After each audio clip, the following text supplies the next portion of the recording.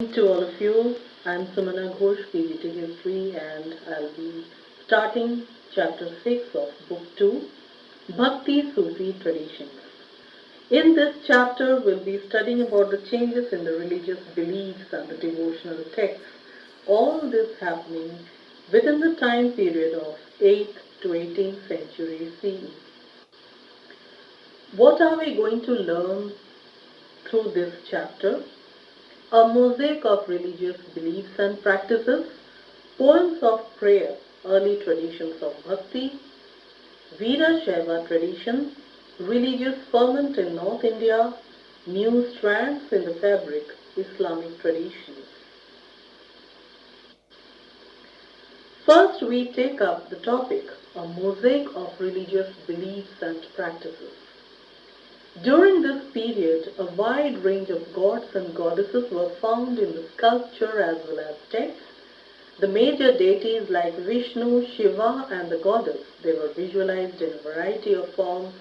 In the picture shown below, you can have a look at the image of Vishnu and Shiva. Next we come to the subtopic integration of cults. Integration, that is mixing up, and cults means religious groups. Now historians have suggested that there were at least two processes at work. First process, the process of disseminating Brahmanical ideas. There was composition, compilation and preservation of Puranic texts in simple Sanskrit verse. These were meant to be accessible to women and Shudras who were otherwise excluded from Vedic learning. The second process was the Brahmanas started accepting and reworking the beliefs and practices of various social categories. So there was a continuous dialogue between the great Sanskritic Puranic tradition and the little traditions. Now we'll be taking up example of Puri, Orissa. Let's have a look at the image of Lord Jagannath, whom you can see on the extreme right hand side. The Jagannath Temple, Puri, Orissa. Here the principal deity is known as Lord Jagannath. From the 12th century he is known. In this temple, the principal deity is made of wood by the local tribal specialists, and Lord Jagannath is recognized as a form of Lord Vishnu. But this form of Vishnu is very different from the ones found in other parts of India. Integration of cult found among goddess cults. The goddess was worshipped as a stone smeared with ochre. Often these local deities were included within the Puranic framework by giving them an identity as wife of some principal male deity. For example, Lakshmi was considered to be wife of Lord Vishnu and Parvati was considered to be wife of Lord Shiva. We'll be seeing the differences and conflicts. The tantric practices were also associated with the goddess in several parts of the subcontinent. Now in the tantric practices, both men and women were included. The differences of caste and class was ignored. Many of these ideas influenced Shaivism and Buddhism in eastern, northern and southern parts of the subcontinent. All these divergent beliefs and practices were classified as Hindu over the time. Divergence is stark if we compare Vedic and Puranic traditions. Vedic tradition. In Vedic tradition, the principal deities were Agni, Indra and Soma. In the Puranic tradition, the principal deities were Vishnu, Shiva and Goddess. In spite of these discrepancies, Vedas continue to be considered as authoritative. Sometimes there were conflicts. Those who valued Vedic tradition condemned practices that were different from the Vedic tradition of performing sacrifices, chanting of the mantras. Those who followed tantric practices ignored the authority of the Vedas. Devotees began to project their chosen deities, that is Vishnu and Shiva. Relations with other traditions like Buddhism and Jainism were full of tensions and conflicts. Expression of devotion towards God was varied. Along with the routine worship of the deities within temples, the devotees also went into a trance-like state by singing and chanting devotional compositions. This was followed both among the Vaishnava and the Shaiva sects. We'll be taking up the next topic, that is poems of prayer, early traditions of Bhakti. In the course of time, poet saints emerged as leaders having their own community of devotees, and now the women and lower caste people were also accommodated in these bhakti traditions. During this time period, the bhakti tradition was considered to be of two types, Saguna Bhakti and Nirguna Bhakti. Saguna Bhakti, it is a bhakti with attributes. It is based on the worship of God in the form of Shiva, Vishnu and his avatars and of course Devi the goddess. Nirguna Bhakti, it is a bhakti without attributes. It is the worship of abstract form of God. We'll be seeing now the Alvars and Nayanars of Tamil Nadu. Alvars, they are the devotees of Lord Vishnu, and Nayanars, they are the devotees of Lord Shiva. They travelled from place to place singing hymns in Tamil in praise of their gods. During their travels, they identified certain shrines as abode of the chosen deities. Later, large temples were built at these sacred places and became places of pilgrimage. Now, in these shrines, as part of temple rituals, two things began. One was singing of the compositions of the poet saints, and second is worshipping of the saints' images. What was their attitude towards caste? According to some historians, the Alvars and Nayanars initiated protest movement against caste system and the dominance of Brahmanas. Their bhaktas were from different social backgrounds ranging from Brahmanas to artisans, cultivators and even untouchables. An important composition of the Alvars is Nalayira Divya Prabandham, which is also known as Tamil Veda. Next is women devotees, woman Alvar. Andal was a woman Alvar, a very known woman Alvar. Her compositions are widely sung till date. She saw herself as the beloved of Lord Vishnu. Through her verses, she expressed her love for Vishnu. Woman Nayanar, Karaikal Ammayar. She was a devotee of Lord Shiva. She adopted the path of extreme asceticism to attain her goal. Her compositions were preserved within the Nayanar tradition. These women Nayanars and Alvars did not join an alternative order and become nuns.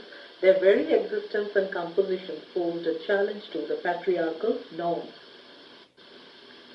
We'll have a look at Andal and Karaikal Ammayar.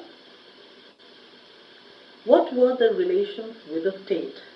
From the second half of the first millennium, there is evidence for the states of Pallavas and Pandyas, that is between 6th to 9th century CE. Buddhism and Jainism were prevalent in this region for several centuries, getting support of merchant and artisan communities and also got occasional royal patronage. Most of the time, the Tamil Bhakti hymns opposed Buddhism and Jainism. This kind of opposition was specially found in the composition of the Nayanars. Historians try to explain this hostility by suggesting that there were competitions among various religious traditions for royal patronage. The powerful Chola rulers between 9th to 13th century CE, they supported Brahmanical and Bhakti traditions, making land grants and constructing temples for Vishnu and Shiva. Now, some magnificent Shiva temples have been constructed under the patronage of Chola rulers. These were at Chidambaram, Thanjavur and Gangaikonda Cholapuram. Even spectacular bronze sculptures of Shiva were produced. Both Nayanars and Alvars were revered by Vellala peasants. Even rulers tried to win their support. Chola kings attempted to claim divine support and proclaim their own power and status by building temples having stone and metal sculptures. These kings introduced singing of Tamil Shaiva hymns in temples under royal patronage. These hymns were collected and organized into text called Tevaram. We see the images of Shiva temples at Chidambaram, at Thanjavur and at Gangaikonda, Cholapuram. What do inscriptional evidence suggest? Inscriptional evidence from 945 CE suggests that Chola ruler named Parantaka I, he had consecrated metal images of three Nayanar saints, that is Appar, Samandar and Sundarar, in a Shiva temple. These images were carried in processions during the festivals of these saints. Next we take up the Veerashaiva tradition, and you can have a look at the image of Basavanna, the founder of the Veerashaiva movement. The Veerashaiva tradition began in the 12th century. It was a movement led by a Brahmin named Basavanna. He was initially a Jaina and a minister in the court of Chalukya king. His followers were known as Veerashaiva. Veerashaiva literally means heroes of Lord Shiva or Lingayats. Also they are known as Lingayats, bearer of the Linga. Their beliefs and practices. They worship Shiva in the form of linga. Men usually wear a small linga in a silver case on a loop strung over the left shoulder. Their wandering monks were called Jangamas. Lingayats believe that on death the devotee will be united with Shiva and will not return to this world. So they do not practice funerary rites such as cremation as prescribed in Dharmashastras. They ceremonially bury the dead.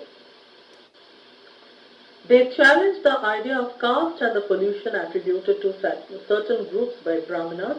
They question the theory of rebirth. These won them followers amongst those who were marginalized within the Brahminical social order. They encouraged certain practices which were otherwise disapproved in the Dharmashastras like post-puberty marriage, widow remarriage. Veerashaiva tradition can be understood through their vachanas, that is sayings, composed in Kannada language by women and men who joined the movement.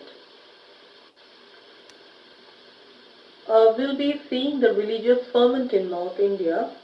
During the same period in North India, deities such as Vishnu and Shiva were worshipped in temples.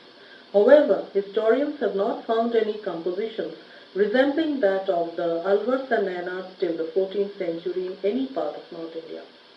According to some historians, this was the period when several Rajput states emerged. In most of these states, Brahmins were occupying important positions, so there were almost no attempts made to challenge their position directly. There were other religious leaders also, those who weren't within the orthodox Brahminical framework. They were also gaining ground, for example, the Naths, Yogis, Siddhas. Many of them came from artisanal groups including weavers. As the demand for organized craft production grew with emergence of new urban centers and long-distance trade with Central Asia and West Asia increased, the importance of these people grew. Many of these new religious leaders questioned the authority of Vedas. They spoke in local languages. In spite of gaining popularity, these religious leaders could not win the support of the ruling elites. The Turks established Delhi Sultanate in the 13th century. This undermined the power of many Rajput states, and also this undermined the power of the Brahmanas who were associated with these kingdoms. There were marked changes in culture and religion. New strands in the fabric Islamic traditions. In the first millennium CE, Arab merchants came through the ports along the western coast while the Central Asian peoples settled in the northwestern part of the subcontinent. From the 7th century, with the advent of Islam, these regions became part of the Islamic world. In 711, an Arab general named Muhammad Qasim conquered Sindh, which became part of the Caliph's domain. Later, in circa 13th century, the Turks and Afghans established Delhi Sultanate. This was followed by formation of sultanates in the Deccan and other parts of the subcontinent. Mughal Empire was established in the 16th century, so Islam was acknowledged religion of the rulers in several parts of the subcontinent. Here we see how Islam gradually comes and establishes itself in the Indian subcontinent. Theoretically, Muslim rulers were guided by the ulemas, that is, Muslim scholars, religious scholars. These ulemas ensured that the rulers ruled according to the Sharia. In the subcontinent, the category called the Zimmi developed. Now, Zimmi is a word which is derived from the Arabic word Zimma, which means protected. This term was used for people like the Jews, the Christians who lived under the Muslim rulership.